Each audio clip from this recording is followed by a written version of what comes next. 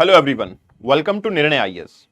दोस्तों, prelims exam हो चुका है। अब आप मेंस की तैयारी कर रहे होंगे और अगर आप 2026 के लिए भी तैयारी कर रहे हैं तो मेंस के लिए प्रिपेयर करना बहुत इंपॉर्टेंट है। ये वीडियो में मैं आपको ज्योग्राफी की स्ट्रेटेजी तो बताने वाला ही हूं, लेकिन उसके साथ साथ में एग्जैक्टली हम डिस्कस करेंगे कि आंसर राइटिंग के दौरान आपको क्या मॉडल फॉलो करनी चाहिए। 8 मॉडल मैं बताने वाला हूं। ज्योग्राफी के अकेले नहीं होंगे वो, उन मॉडल्स को आप किसी भी सब्जेक्ट में इंप्लीमेंट कर सकते हो अपनी आंसर राइटिंग को अच्छा बनाने के लिए। तो अगर आपको ज्योग्राफी की स्ट्रेटेजी की बजाय सिर्फ वो मॉडल्स देखने हैं, इस वीडियो को 8 मिनट के तक स्किप करके वहां से आप देखना शुरू कर सकते हैं। ठीक है, 8 मिनट के बाद आप स्किप करके देखना शुरू कर सकते हैं। तो चलिए अब डिस्कशन को शुरू करते हैं। देखिए, सबसे पहला सवाल, ज्योग्राफी का कितना इंपॉर्टेंस है हमारे एग्जाम के अंदर। देखो, ज्योग्राफी मेंस एग्जाम के जीएस 1 का पोर्शन है और अगर आप देखोगे जीएस 1 का कुछ रिवीजन तो ये कुछ इस तरीके से है। जैसे कि आर्ट एंड कल्चर लगभग 35 मार्क्स पे आता है, आपका 25 मार्क्स मॉडर्न हिस्ट्री हो गया, 15 मार्क्स वर्ल्ड हिस्ट्री को डिवोट होते हैं, लगभग 75 मार्क्स 2024 की मैं बात कर रहा हूं ट्रेंड की, वो आपको ज्योग्राफी को डिवोट हुए थे और 100 मार्क्स आपके सोसाइटी को डिवोट हुए थे। इसका मतलब ये बिल्कुल भी नहीं है कि क्या 75 मार्क्स की ही ज्योग्राफी आएगी हमेशा, ऐसा नहीं है। देखो, होता क्या है, ज्योग्राफी जो है वो वेरिएबल है, मतलब सम टाइम वो ज्यादा भी आ जाती है, सम टाइम ऐसा भी होता है कि आपकी ज्योग्राफी कम भी देखने को मिलती है, लेकिन 75 से कम नहीं होती है। 75 टू 85 क्वेश्चन आप मार्क्स जो हैं वो ज्योग्राफी से आ जाते हैं। इवन यहाँ पे भी कई बार ऐसा होता है, कुछ क्वेश्चंस ऐसा लगता है कि सर ये सोसाइटी में है या ज्योग्राफी में है, लेकिन अगर आप डीपली उसको एनालाइज करोगे तो आपको पता लगेगा कि वो ज्योग्राफी से ही इंटर रिलेट करता है। ऐसा मैं क्यों बोल रहा हूं, मैं अभी आपको क्वेश्चन दिखाऊंगा तो मैं आपको डिटेल में उसके बारे में डिस्कस भी करूंगा। अगर मैं ओवर द ईयर्स ट्रेंड की बात करूं, पिछले 7 साल के ट्रेंड की मैं बात करता हूं, तो आपको एक चीज देखने को मिलेगी। ईयर अगर मैं 2019, 2020, 2021 इन ईयर्स की अगर मैं बात करता हूं ना, तो यहां पे ज्योग्राफी 100 मार्क्स के करीब आ रही थी और उस टाइम पे आपका जो इंडियन सोसाइटी वाला पार्ट था वो ओवर द ईयर कम था। अब क्या हुआ, नेक्स्ट ईयर अगर हम देखेंगे तो हमें पता लगा कि आर्ट एंड कल्चर का पोर्शन कम कर दिया गया, इंडियन सोसाइटी को बढ़ा दिया गया, ज्योग्राफी अपने टॉप पे ही रही। एंड देन ज्योग्राफी को अब थोड़ा सा कम करके इंडियन सोसाइटी को बढ़ा दिया गया है। मतलब ये हुआ कि इंडियन सोसाइटी और ज्योग्राफी में ओवरलैप होता रहता है इस तरीके का कि कभी 100 मार्क्स पे सोसाइटी पूछी जाती है तो कभी 100 मार्क्स पे आपकी ज्योग्राफी पूछ ली जाती है, लेकिन 75 टू 85 मार्क्स मिनिमम आपसे पूछे ही जाते हैं। ठीक है, अब इंपॉर्टेंट चीज क्या है, इंपॉर्टेंट ये है कि सर कौन से टॉपिक्स ऐसे हैं ज्योग्राफी में जिनसे क्वेश्चन पूछे जाते हैं। ऐसा नहीं है कि कंप्लीट ज्योग्राफी से ही क्वेश्चन पूछे जाते हैं। और देखो, अच्छी चीज ये है कि मेंस एग्जाम में आपके क्वेश्चन जो है बहुत बार रिपीट भी होते हैं, काफी बार रिपीटेशन होता है। एटलीस्ट एग्जैक्टली क्वेश्चन रिपीट नहीं होता तो कम से कम भी नहीं तो थीम जो है वो डेफिनेटली रिपीट होती है। अब ये थीम रिपीट होती है, वो कैसी थीम है, तो यहां देखिए सबसे ज्यादा क्वेश्चन पूछे जाते हैं क्लाइमेट एंड वेदर सिस्टम से। क्लाइमेट एंड वेदर सिस्टम से अगर मैं 2020 से 24 के बीच में बात करूं तो 9 क्वेश्चन आपके क्लाइमेट और वेदर सिस्टम से पूछे गए हैं। सिमिलरली आपकी जियोमॉर्फोलॉजी से और उसके साथ में नेचुरल हजार्ड जैसे कि लैंडस्लाइड है ना, इस टाइप के टॉपिक हैं जिनको आपको ध्यान में रखना चाहिए। और मैं लास्ट में बताऊंगा भी कि किस तरीके से आप ट्रैक कर सकते हो कि इस क्वेश्चन से, इस पार्ट से शायद क्वेश्चन पूछा जा सकता है। लेकिन आपका जियोमॉर्फोलॉजी दैट इज आपका नेचुरल हजार्ड वाला पार्ट है, उससे काफी ज्यादा क्वेश्चन आ जाते हैं। लगभग 8 क्वेश्चन वहां से पूछे गए हैं पिछले ओवर द 2020 टू 24। फिर एनवायरमेंटल ज्योग्राफी की बात करते हैं। देखिए, एनवायरमेंट हमारे लिए काफी बड़ा कंसर्न का टॉपिक है, तो वहां से भी क्वेश्चन काफी ज्यादा पूछे जाते हैं। एनवायरमेंटल ज्योग्राफी से काफी ज्यादा क्वेश्चन पूछे जा रहे हैं, लगभग वही 8 नंबर। देन रिसोर्स, रिसोर्स के साथ साथ में कई बार रिसोर्स का क्वेश्चन ना पूछ के इंडस्ट्री बेस्ड भी क्वेश्चन पूछ लिया जाता है। ठीक है ना, और मोस्ट ऑफ द टाइम ऐसा ही होता है, या तो रिसोर्स पे क्वेश्चन आ रहा है या इंडस्ट्री पे क्वेश्चन आ रहा है। और ये दोनों टॉपिक इतने वेग हैं कि कई बार ज्योग्राफी में आप उसको डिटेल में नहीं पढ़ते और यहां प्रॉब्लम आना शुरू हो जाती है। तो ऐसा नहीं है कि हम सिर्फ अब स्ट्रेटेजी के ऊपर बात करेंगे, मॉडल पे बात करेंगे, हम आंसर लिखेंगे भी। और कुछ अच्छे नोट्स मैं आपको डेफिनेटली दूंगा in the upcoming videos of the main series, जिसमें आप अपने कंसाइज नोट्स का यूज कर पाओगे अपने मेंस के आंसर को लिखने के लिए। राइट, सो राइट हियर हमारे पास या तो रिसोर्सेज पे या इंडस्ट्री पे वही लगभग आपका एवरेज 7 to 8 क्वेश्चन पिछले इस ड्यूरेशन में आए हैं, तो एवरेज हम मान के चलें तो देखो 5 साल में तो लगभग 1 से 2 क्वेश्चन आराम से आ ही जाते हैं। फिर फिजिकल फीचर्स या लोकेशन बेस्ड क्वेश्चंस की बात करेंगे, ये थीम भी काफी पॉपुलर है, 6 क्वेश्चन आए हैं। देन एग्रीकल्चर और अर्बन ज्योग्राफी, इससे भी क्वेश्चन आते हैं। ओशियनोग्राफी से क्वेश्चंस का पैटर्न अगर आप देखोगे पिछले कुछ सालों में वो कम ही देखने को मिला है, वहां से कोई ज्यादा क्वेश्चन नहीं आए। And same with the demography या पॉपुलेशन वाला पार्ट। इवन मैं ये बोलूंगा अब धीरे धीरे हमारा जो टिल्टेशन है, जो हमारे मेंस एग्जाम का टिल्टेशन है, वो अप्लाइड टाइप ज्योग्राफी पे बढ़ रहा है। जैसे कि क्लाउड बर्स्ट क्या होता है और उससे लोगों की लाइफ पे क्या इन्फ्लुएंस हो सकते हैं, टेम्परेचर राइज इस तरीके से हो रहा है तो उससे फूड सिक्योरिटी के ऊपर क्या इन्फ्लुएंस हो सकते हैं। अब ऐसा क्वेश्चन जो है वो हम टैकल नहीं कर पाते हैं, उस अप्रोच को आज मैं डिस्कस करने वाला हूं। 8 टाइप्स ऑफ अप्रोच हैं, आपके माइंड में होनी ही चाहिए वो अप्रोच। अगर वो अप्रोच आपके माइंड में है तो आपके फटाफट पॉइंट बनेंगे और आप उसको बड़ी आसानी से लिख भी पाओगे। हमारे सामने चैलेंजेस क्या है, देखो आपको हमेशा ये लगता होगा कि जितना ज्यादा मैं कंज्यूम कर लूंगा, जितना ज्यादा मैं पढ़ लूंगा, मैं जितना ज्यादा सिलेबस को रिवाइज कर लूंगा, उतनी आसानी से मैं आंसर को लिख लूंगा। लेकिन ये ऐसा नहीं है। यस, ये एक इंपॉर्टेंट पिलर है कि आप ज्यादा से ज्यादा पढ़ोगे तो डेफिनेटली आपके पास में आइडिया होंगे और आप उसको लिख दोगे। लेकिन प्रैक्टिकल एग्जाम्पल की अगर बात करूं मैं, प्रैक्टिकली एग्जाम के अंदर बैठने की बात करूं मैं, तो स्पेशली जब GS1 GS2 का पेपर होता है या GS3 या GS4 का पेपर होता है, उस दिन आपका क्या होते हैं, 2 पेपर, ठीक है ना। प्रैक्टिकली आपको मान के चलो लगभग 8000 वर्ड लिखने होते हैं उस दिन। 8000 वर्ड कैसे, देखो सिंपल सा कॉन्सेप्ट है यार। आपको 10 मार्कर क्वेश्चन आते हैं और 15 मार्कर क्वेश्चन आते हैं, 20 क्वेश्चन आपको देखने को मिलते हैं, ठीक है ना। आपको यहाँ पे लगभग 10 मार्कर जो क्वेश्चन है वो 150 वर्ड में आप खत्म कर देते हो और यहाँ पे आपको 250 वर्ड में इसको खत्म करना होता है। अब आप एवरेज कुछ भी वर्ड लिख रहे हो, आप 150 लिख रहे हो, 60 लिख रहे हो, 30, एग्जैक्टली 150 लिखना ऐसा तो है नहीं कि आप काउंट करते रहोगे, लेकिन फिर भी मैं एवरेज मान के चलूं तो आप 140 के आसपास अपना आंसर तो लिखते ही होगे, कुछ कुछ में 160 भी हो जाता होगा। तो एवरेज आपने कितना लिखा, यहां पे भी लगभग 1500 और यहां पे भी लगभग 2500 नहीं तो 2300-2400 वर्ड तो आपने लिखे ही होंगे, मतलब 4000 वर्ड आपने लिखे। आप यहां देखो एक ह्यूमन की एवरेज स्पीड क्या होती है, 13 वर्ड्स पर मिनट एक एवरेज स्पीड है ह्यूमन की लिखने की। 13 वर्ड्स पर मिनट एवरेज स्पीड है ह्यूमन की। गूगल कर सकते हो, मैं खुद से नहीं बोल रहा हूं, और आप एक्सपेरिमेंट कर सकते हो, लिख के देखो आप कितने वर्ड लिख पा रहे हो 1 मिनट में। आइडियली आपको कितने क्वेश्चन करने हैं सर, 20 क्वेश्चन करने हैं। कितने मिनट में करने हैं सर, 3 आवर्स के अंदर करने हैं। 3 आवर्स का मतलब हो गया लगभग आपके 180 मिनट्स हो गए, है ना। आपका लगभग क्या एग्जैक्टली आपके क्या हो गए, 180 मिनट्स हो गए हैं। और आपके क्वेश्चन कितने हैं, 20 क्वेश्चन है। हाँ ठीक है, उसमें से कुछ क्वेश्चन छोटे हैं, कुछ क्वेश्चन आपके साइज में बड़े हैं, मतलब 150 वर्ड और 250 वर्ड। लेकिन अगर आप एवरेज देखोगे तो आप किस तरीके से डिवाइड करोगे, सर लेट अस अज्यूम कि मैं इसको थोड़ा ज्यादा टाइम दूंगा, इसको थोड़ा कम टाइम दूंगा। अगर भाई 7 से 8 मिनट में भी एक क्वेश्चन लिखोगे, 8 मिनट्स में मान लेता हूं, 8 मिनट में आपने ये क्वेश्चन लिखा, तो भी आपका लगभग कितना टाइम चला गया 10 क्वेश्चन को लिखने में, 80 मिनट्स, मतलब 1 आवर एंड 20 मिनट्स का लगभग हो गया, है ना। 80 मिनट्स आपके चले गए, what you are left with, आपके पास 100 मिनट्स बचे हैं। तो ये तो इनजस्टिस हुआ ना एक तरीके से, कि आपने 1500 वर्ड्स के लिए 80 मिनट्स डिवोट कर दिए हैं और अब आपको 2500 वर्ड लिखने हैं, तो सिर्फ आपके पास में 100 मिनट्स ही बचे हैं। ये तो डिस्पैरिटी हो गई, मतलब वहां पे आपको और टाइम कम करना पड़ेगा, और ज्यादा टाइम कम करना पड़ेगा। लेकिन अगर आप 8 मिनट्स भी डिवोट कर रहे हो और 150 वर्ड 8 मिनट्स में लिख रहे हो, उसका स्पीड क्या निकल के आ रहा है, ये देखो 150/8 लगभग कितना हो गया, लगभग आपके 18 वर्ड के आसपास निकल के आते हैं। आप एवरेज कितने वर्ड लिखते हो, 13। इसलिए practice makes a man perfect. ऐसा नहीं होगा कि आप सिर्फ सिलेबस कर लो और बात खत्म हो जाएगी, नो। और इवन आई विल से कि 2 पेपर टेस्ट सीरीज के अंदर देना बहुत जरूरी है। मेरा एक स्टूडेंट है अर्पित, उनसे कल बात हुई मेरी, even podcast is also available over YouTube channel of निर्णय IAS। उन्होंने भी क्लियरली मेंशन कर दिया कि sir literally it was the condition कि मैं 3 पेपर लिखता था दिन में, ताकि क्या हो सके, मैं एक्चुअली उस लेवल पे पहुंच पाऊं कि मैं 2 पेपर कंफर्टेबली लिख सकूं। और उन्होंने वहां सेशन में मेंशन किया है कि सर मैं रिलीफ के लिए कुछ ट्यूब वगैरह लेके जाता था, उसकी मालिश करता था, और ये प्रैक्टिकल डिफिकल्टी है और इसको मानना पड़ेगा आपको। अब सवाल ये है कि सर सोचना है, लिखना है, तो फिर तो क्वेश्चन का माइंड मेकअप पहले से करके चलना पड़ेगा। यस, अब माइंड मेकअप कैसे करोगे आप, सिंपल सा है कि हम 2024 के सभी क्वेश्चंस को, जो मैं मॉडल बता रहा हूं आपको, वो अभी शुरू करते हैं। 8 मॉडल हैं, उनके अंदर फिट करके देखेंगे कि कैसे मेरा क्वेश्चन बड़ी आसानी से सॉल्व हो जाता है। ठीक है ना?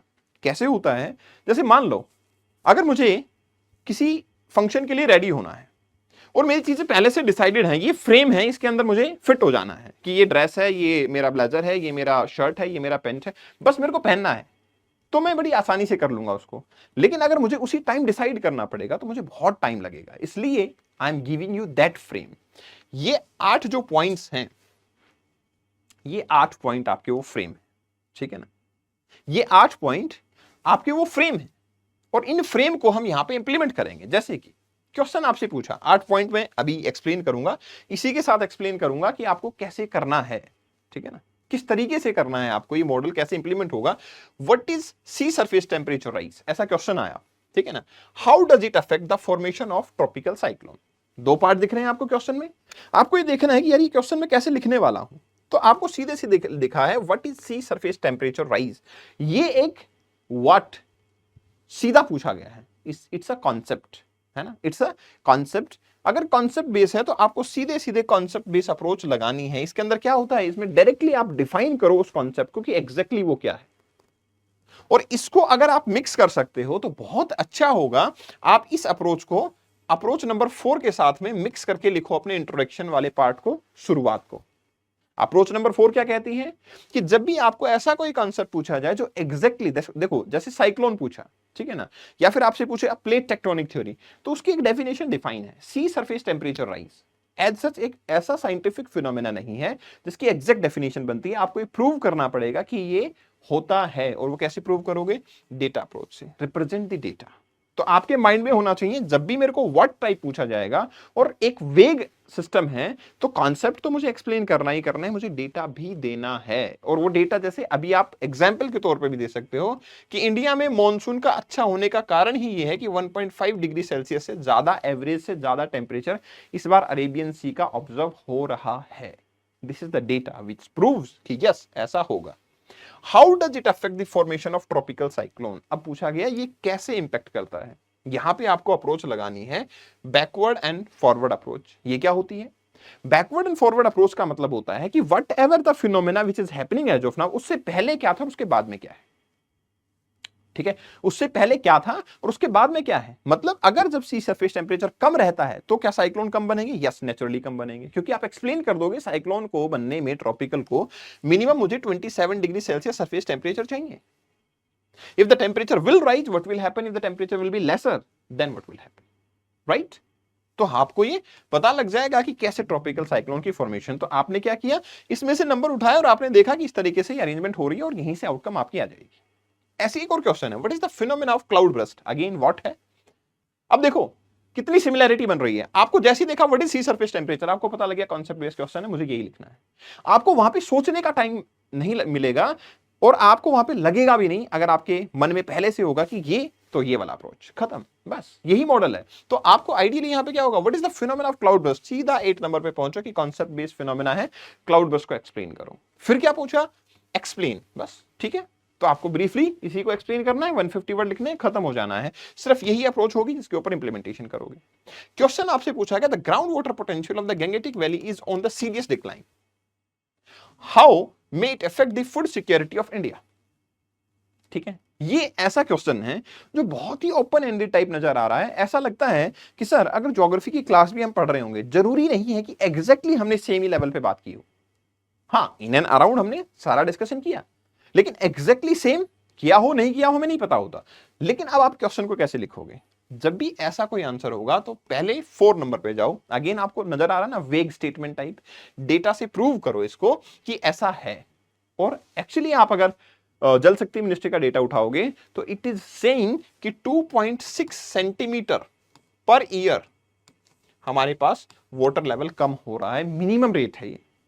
कुछ कुछ प्लेसेस तो ऐसे हैं जहां पे 1 to 2 मीटर भी एनुअली कम हो गया है वाटर लेवल गंगेटिक वैली में, जहां पे ओवर इरिगेशन हो रहा है। आपने डेटा से प्रूव किया कि ये वाली स्टेटमेंट सही है। देन इसने पूछा कि आपका क्या होगा, how may it affect the food security of India. अब ये बहुत बड़ा ही क्वेश्चन बन गया है, डाइवर्सिटी बहुत ज्यादा है इसके अंदर। आपको डाइवर्सिटी जब भी दिखेगी तो आप 5th या 7th में से कोई अप्रोच देख लोगे, अदरवाइज आप पॉइंट को भूलोगे या रिपीटेटिव होने शुरू हो जाएंगे। हो सकता है आपने पहले भी पॉइंट लिख दिया, दोबारा से लिख दोगे, याद नहीं रहेगा।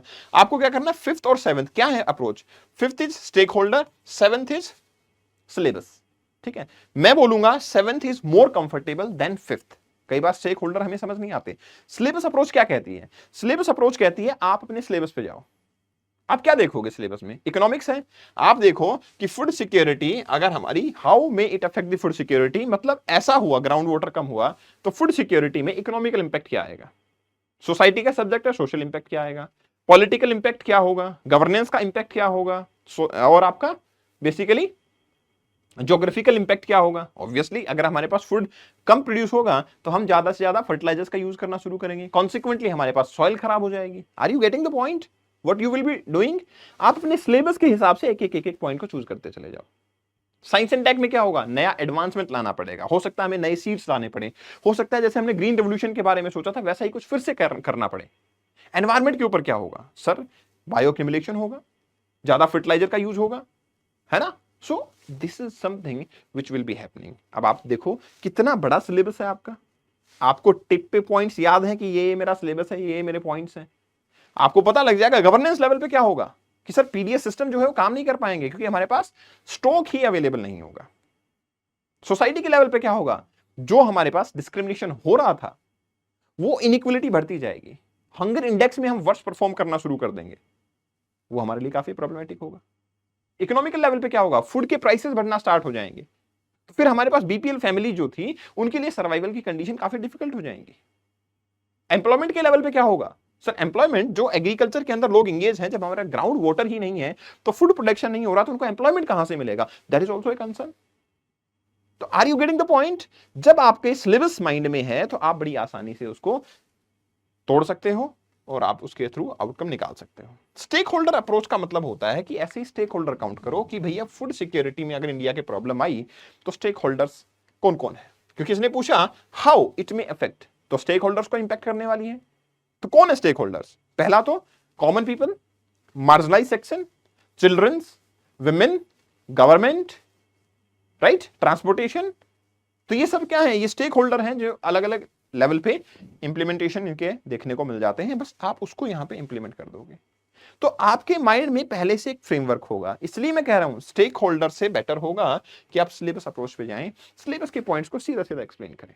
और ये चीज मैं बता रहा हूं आपको, ज्योग्राफी में अकेले नहीं चलती, अदर सब्जेक्ट में भी यही काम आता है। मैं आपको अभी प्रूव करूंगा, I am not going to discuss only the geography वाला पार्ट, अभी मैं आपको अभी प्रूव करूंगा कि ये सिर्फ ज्योग्राफी तक लिमिटेड नहीं है, अदर पार्ट्स में भी सेम ही सिचुएशन आपको देखने को मिल जाएगी। देखो what are Arora australis and Arora borealis. अब देखो what point number 8, point number 8। अब आपके सामने आया what, आपके माइंड में सीधा क्लिक करेगा पॉइंट नंबर 8, खत्म। और आप देख रहे हो रिपीटेटिवली ये 2024 के क्वेश्चन है जिसमें आपको पहले से टकाटक देख के आपको थीम नजर आ रही है कि यार ये थीम, ये पार्ट ऐसा एक्सप्लेन करना है। क्योंकि अगर आपने 4 मिनट 2 मिनट 3 मिनट सोचने में लगा दिए तो फिर नहीं लिख पाओगे। और मैं आपको ये ट्रूली एक्सपीरियंस बता रहा हूं, इवन बहुत सारे स्टूडेंट्स की ये फीडबैक है, and I will invite someone जो आपसे बताए, आपसे बात करे, रिसेंट वाला बंदा जो कि मेंस में अपना पेपर कंप्लीट नहीं कर पाया। It is always not necessary कि उनकी ही स्टोरी को शेयर किया जाए जो कि सक्सेसफुल रहे हैं। जिसने इंटरव्यू दिया है, उसने मेहनत की है, वो बता देगा आपको कि मेरे पास क्या ब्लफ हुआ, क्यों मैं मेंस में फेल हुआ या क्यों इंटरव्यू में फेल हुआ। इंटरव्यू में फेल होने का सबसे बड़ा कारण होता है मेंस में कम मार्क्स आना, और वो इसलिए क्योंकि पहले से फ्रेमवर्क डिफाइन नहीं था। जैसे ही वॉट वर्ड देखा आपके माइंड में आएगा कॉन्सेप्चुअल पार्ट है, सीधा डेफिनेशन लिखूंगा और बात खत्म करूंगा। हाउ आर दीज ट्रिगर्ड, कैसे ट्रिगर होते हैं भैया? तो आप फिर से, कोई स्टेक होल्डर नहीं है यहां पे, डायरेक्टली एक आपका एग्जीक्यूशन है, आप उसको लिख दोगे। इफ यू वांट कि सर ये आंसर भी लिखते हैं ना यहां पे, तो do let me know in the comment section. Next video I will make live, हम यहां पे आंसर लिखेंगे, इन्हीं का एग्जैक्टली आंसर क्या बनता है, ठीक है ना, राइट। अब देखो व्हाट इज ट्विस्टर? अब आपके माइंड में सीधा आ गया होगा, अब मुझे बोलने की जरूरत नहीं है कि किस पॉइंट पे जाओगे, व्हाट इज ट्विस्टर, आप सीधा कॉन्सेप्ट बेस्ड अप्रोच पे गए। अगला पार्ट कहता है why are the majority of twister observe in and around the Gulf of Mexico. अब यहां पे बहुत बढ़िया है, जब भी आपको वर्ल्ड लेवल पे ले जाया जाए, ठीक है, जब भी आपको ब्रॉडर लेवल पे ले जाया जाए, आप जूम आउट अप्रोच को फॉलो करो। ये जूम आउट अप्रोच क्या होती है?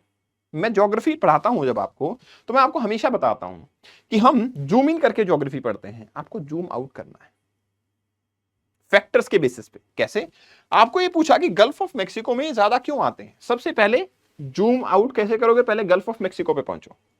आप ये देखो गल्फ ऑफ मैक्सिको के आसपास में सर लैंड मास है, लैंड मास है तो हीटिंग ज्यादा होती होगी, हीटिंग ज्यादा होती है तो आपके ट्विस्टर ज्यादा बनते होंगे।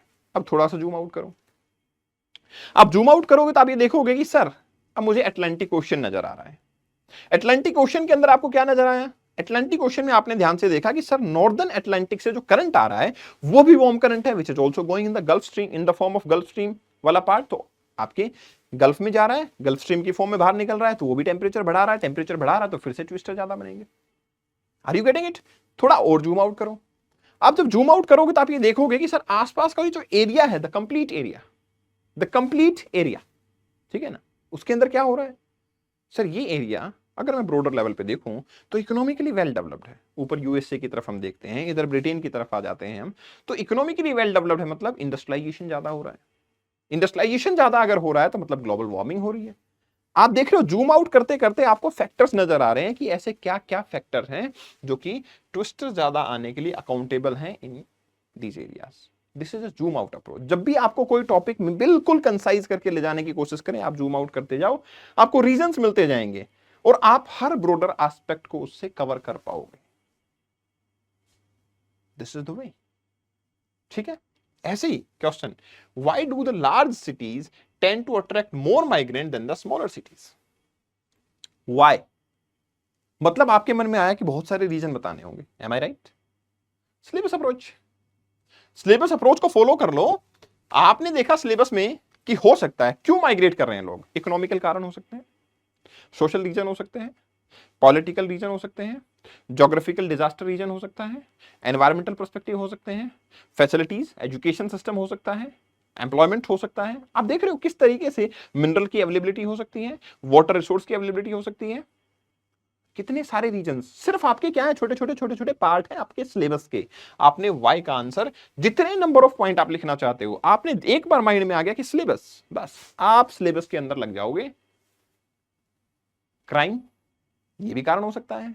आप देख रहे हो कितने ज्यादा, इंफ्रास्ट्रक्चर, वो भी कारण हो सकता है। कितने पॉइंट लिखोगे, जितना सिलेबस आप डीप डाइव करते जाओगे उतने ही पॉइंट लिख लोगे। फिर आगे क्या कह रहा है ये, discuss in the light of the conditions in the developing countries. Developing countries, तो फिर से आपको क्या करना है, पहले इंडिया को देख लो। भाई डेवलपिंग कंट्रीज बोल दिया ना, इंडिया को देखो, थोड़ा जूम आउट करो, बांग्लादेश वगैरह से कंपेयर करो, थोड़ा जूम आउट करो, साउथ एशिया से कंपेयर करो, थोड़ा और जूम आउट करो, अफ्रीका को भी ले लो। And everywhere there are different kind of problem. कहीं पे आपकी पॉपुलेशन की प्रॉब्लम है, कहीं पे अदर पॉलिसीज की प्रॉब्लम है, कहीं पे अदर प्रॉब्लम्स है। There are lot of problems जो इसके अंदर इन्वॉल्व होती है, बस उनको ही आपको डिस्कस कर देना है, दैट्स ऑल। और जैसा मैंने बताया कि this is not a approach जो कि ज्योग्राफी पे सिर्फ इंप्लीमेंट होती है, ये आपकी हर जगह पे इंप्लीमेंट होती है। Everywhere it will be implemented. Everywhere कैसे? देखो जैसे यहाँ पे क्वेश्चन है, मैंने आपको सोसाइटी के, हिस्ट्री के सबके क्वेश्चन दिए हैं। जैसे despite the comprehensive policies of equity and social justice, under privilege section are not yet getting full benefit of affirmative action envisages by the constitution. Comment, under developed, under privileged को जो constitution ने benefit दिए हैं वो पूरे नहीं मिल पा रहे हैं हमारे कॉम्प्रिहेंसिव पॉलिसीज के बावजूद। आपको बताना है, कमेंट करना है। फिफ्थ अप्रोच पे चले जाओ। फिफ्थ अप्रोच क्या कह रही है, स्टेक होल्डर्स को देखो, क्योंकि आपको क्या बोला गया है, अंडर प्रिविलेज्ड कौन कौन है सर?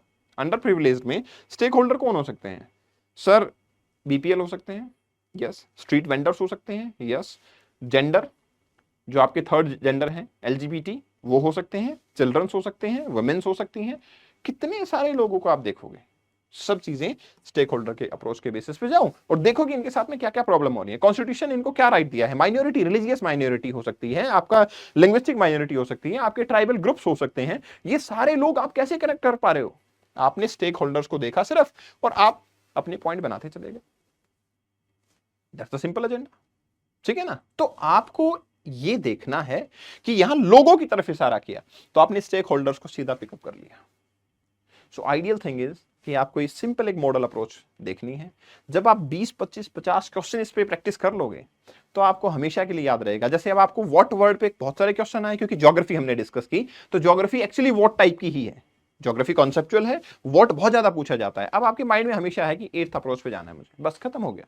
आपको कभी टाइम नहीं लगेगा ये सोचने में कि मुझे करना क्या है।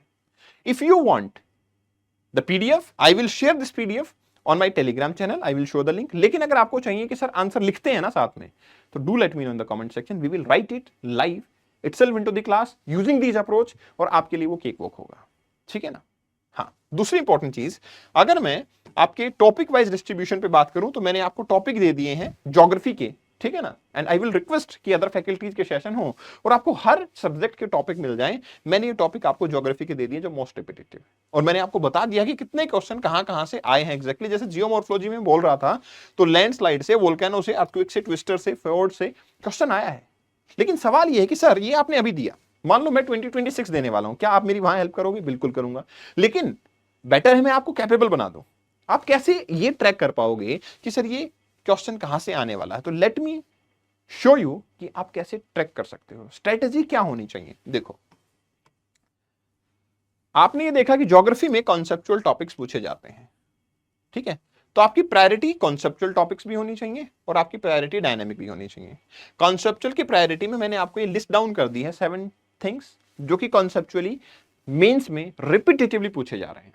और अगर आप आओगे यहां पे तो आपको स्टैटिक नॉलेज के साथ साथ में करंट को इंटरलिंक करना, जैसे मॉनसून 2025 में, सॉरी ये 2025 है, 2025 में जल्दी आया है। तो आपको ऐसा नहीं लगता कि 2025 में मॉनसून जल्दी आया है? मैं आज देखो, अभी आज ये बोल रहा हूं, मैं 6 जून को मैं ये बात बोल रहा हूं, आपका मींस अगस्त में है, आपको देख लेना उसमें मॉनसून पे क्वेश्चन आएगा ही आएगा। This is the inter relation, ठीक है। एल नीनो से, सी सरफेस टेम्परेचर से, आपका डेमोग्राफिक विंटर से, आपके कुछ जोशीमठ में जैसे लैंडस्लाइड हुआ, ठीक है ना। अब देखो, आईपीएल जीते, उसके बाद में भगदड़ मची, 10 लोगों की डेथ हुई। आपको नहीं लगता कि ये एक डिजास्टर थी? भीड़ को इकट्ठा होना, स्टैम्पेड होना, इसकी मैनेजमेंट के ऊपर क्वेश्चन आना चाहिए।